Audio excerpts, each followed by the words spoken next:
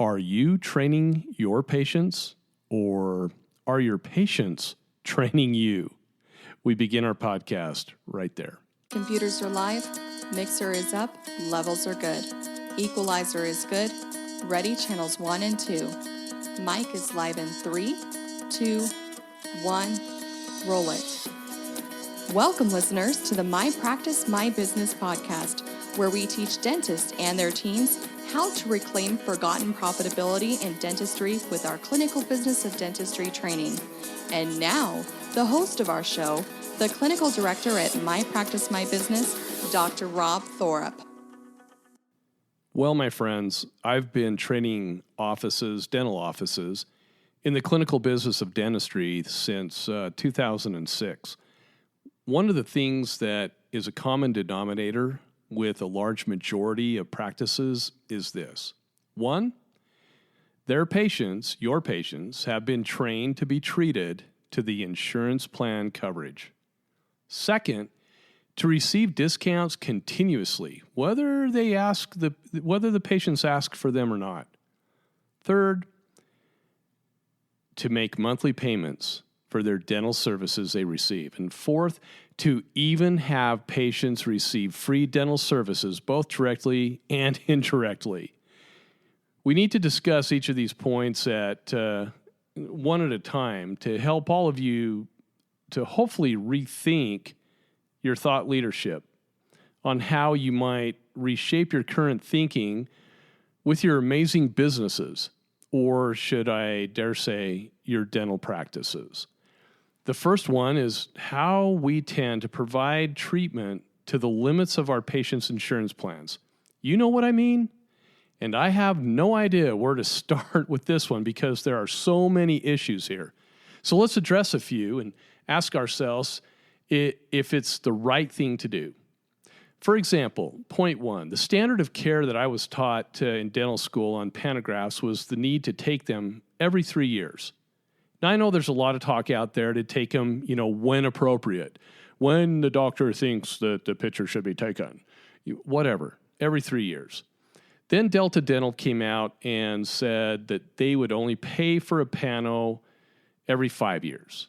Most dentists and front office members began following Delta Dental's policy change and began treating Delta patients differently than everybody else.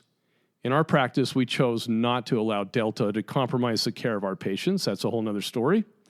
We tell our patients that the standard of care for that particular image is every 3 years and that their insurance company doesn't care about them as much as we do. And that's so true. We tell them that their insurance plan will not cover that image and that they will need to pay for it out of pocket that day if it's within the 5-year span. We don't give them a choice, as we refuse to compromise our standards and we treat them we're not going to treat our patients to their ridiculous insurance coverage. We're just not going to do it. So we let them know that Delta Dental is the only insurance plan we take that cheapens their coverage continuously and that they should probably go to their HR departments and look to take on another dental insurance coverage or dental insurance company for better coverage. One might say, Rob, you're attacking Delta Dental with your comments. Good. I don't mind. I don't mind speaking truth. Speaking truth about any insurance company because Delta Dental, especially Delta Dental of Washington, but Delta Dental in general, are attacking us directly through our patients. If you've studied any of their correspondence lately, you know exactly what I'm talking about. It's time to defend ourselves, folks. Or should I say, it's long overdue that we defend ourselves and our patients.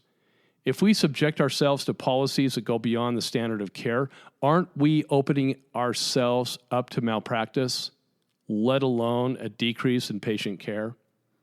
I know you get the picture. Point two, what about dental plans that will only pay for 2 quadrants of scaling and root planing per appointment? Oh, that would be Delta Dental again, who started that policy. And due to insurance companies' exclusion from collusion and antitrust, many other many other dental insurance companies have adopted that same unhealthy policy for our patients. It won't be long before the rest of dental insurance companies follow that ridiculous protocol of 2 quads per visit. No matter how hard my hygienists try to tell the bacteria in our patients' mouths on the non-scaled side of the mouth to stay put until the patient can come back for the rest of their periodontal treatment, they tend to reinfect the scaled side. It's so weird that the bacteria can hop from one side of the mouth to the other. I just can't imagine how that happens. Those sneaky little bacteria. If this protocol was even suggested in medicine, physicians would go nuts, and so would attorneys. Why have we dentists allowed this to happen in dentistry, in our industry? That's a whole nother topic. Point 3, reimbursement rates have caused practices to purchase the least expensive crowns on the market, yet many offices are using some of the most expensive composite materials. Why do offices think the cost of goods on crowns will help them become profitable on crown restored procedures, yet the more expensive composites will have no effect on the profitability of operative procedures? I don't get that one. When direct operating costs for each procedure are calculated, it quickly becomes obvious that insurance reimbursement rates are not profitable for the large majority of procedures we perform. Do we offer our patients choice of materials and charge our patients an additional fee for those more expensive products and procedures like any other business out there would do? Do you know you could do that? Did you know that? Or do you just want to continue accepting what you perceive your insurance contract tells you to do? Think that one through. You know, that contract, the one that you read from cover to cover. Mm-hmm. That's what MPMB specializes in with our training, meaning how to offer patient choice and charge for more expensive products and services directly to the patient, legally and ethically. Why? Because we're weird. We know the insurance contracts inside and out, and we know state laws. We have nothing else to do. No, that's what we do. That's what our company's about. Point 4, how many of you, when giving a patient a treatment plan, have the patient say, quote, "What will my insurance plan allow you to do?" End of quote. How often do we cater to that question, folks? Or, quote, "What will my insurance pay for?" End of quote. Why are we so afraid to answer these questions with not much? Let me just be very clear on this subject. You can charge your patients for high-end dentistry if they choose it. You just need to know how to do it the correct way so you stay within the confines of your dental insurance contracts. So, Doc, is dental insurance the limiting factor, or is it you and your front office team members? Are you guys the limiting factors? How are you going to retrain your patients on the amazing services that you can and should provide and be paid fairly for them? We can help. You just need to ask by calling us. We're happy to give you information on our training. Well, point number 2. Giving your patients discounts on your services, whether they ask for them or not. Why are we in such a rush to give away our services? This is what I call reverse nickel and diming of you and your team. Discounts come out of everybody's pockets except the patient. My personal favorite is companies who come to us wanting to create dental plans within our practice. You know, it's like creating an in-house dental plan to compete with dental insurance companies. That's why they want us to do these in-house plans. You need to compete with insurances. This makes such perfect sense to me. Now, I know these plans are successful, and they do have a degree of success and profitability once in a blue moon, but create a plan where you can place your fee-for-service patients on it. Think this through. Listen to how I'm saying this. You create a plan where you place your fee-for-service patients on it, giving them a deep discount off your services, instead of allowing them to pay you your standard fee. Now, that just makes sense to me, right? Which they have been happy to pay you on for years. Why would you do that? And what is their reasoning behind such in-house plans from these companies? They tell you the average consumer is always looking for a discount with anything they purchase. Great. I tell them, so give them a 5 to 10% discount off your fee-for-service fee if they ask for it. Reduce the stress of implementing another protocol in your practice and forget the in-house plan. You can always give your patients a discount if they ask for it. As for now, this is my thinking, but my thought leadership could change down the road. Some things might change. I doubt it, though. I like it when they pay as they go instead of making prepayments for services that might not come because they're dead. You know, what if that happens? Then they've made all those payments and I'll feel guilty. I'll need to refund them.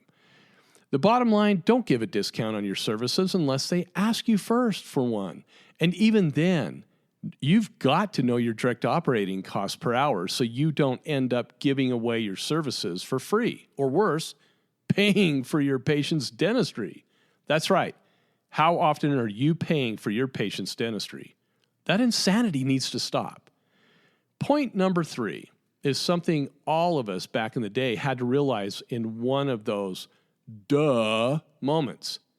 Simply stated, stop carrying accounts. You're not a bank. Many of you will have the patients make 3 to 6 payment installments, right? Please tell me, what business outside of medical allows you to do this? Hospitals will typically allow you to make payments to them when you have surgery on the remaining balances, and oftentimes they try to get you approved with a bank of some sort, or they give up and just have you pay them directly. Do you even know how many of their customers/patients default on their in-house loans? More than you can imagine, because they're the last ones to get paid also, just like you. In downturn economies, you guys, guess who gets paid last, if at all? That's right, my smarty pants friends. It's you, doc. It's the dentist. I know many of you use like Care Credit for your patient financing. Those who have been through our training learn about another financial entity for patient financing that is half the cost of Care Credit and are just as convenient to approve your patients with. Give us a call and we're happy to share that banking entity with you. There's no more being overcharged for patient financing. I'm blown away at how much we get charged for patient financing. That just needs to stop. And lastly, point number 4, simply doing dentistry for free for your patient with no corporate profitability for you, doc, and dental team members. As many of you have heard me say over and over again, you have got to know and understand your direct operating costs per hour and relate that to how long it takes you to do a procedure. Once you know that number, and you have to make sure it's a real number, not some extrapolated figure, then you can really see whether you're profitable with all your procedures by the time it takes the time it takes you to complete them. I'm here to tell you that in all the years we've been doing trainings, there still to date only emerges 2 procedures where you are actually not in the red, where there's actual corporate profitability built in. Those 2 procedures are 3 or more unit bridges and dental implants. Those are the only 2 procedures in almost every single time we do an evaluation. Every other procedure in the large majority of dental practices are just loss leaders where you hope the hygiene department is going at the same time to effectively be profitable each hour, or oftentimes just to break even for the day. Indirectly doing dentistry for free is simply not knowing your DOC per hour, your direct operating cost per hour. You're just plugging away, doing procedures all day long, looking at abstract numbers in your production report, and then wondering where all the money is at the end of the day, week, month, or year. Does that sound familiar? We hear that all the time. Then there is the direct free dentistry. You know where you doc or office manager, you write off the patient's balance as what? A gesture of kindness, of goodwill, as a token for the patient not going elsewhere to receive their free dental care. What businesses routinely do this like we do in dentistry? Yep.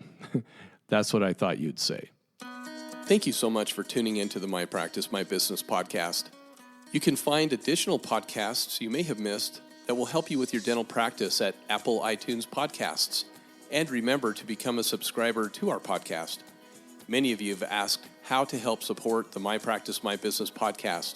If you have enjoyed the program and information you received today, the best way to help is to leave us a 5-star review. Thanks again for allowing us to be a part of your day.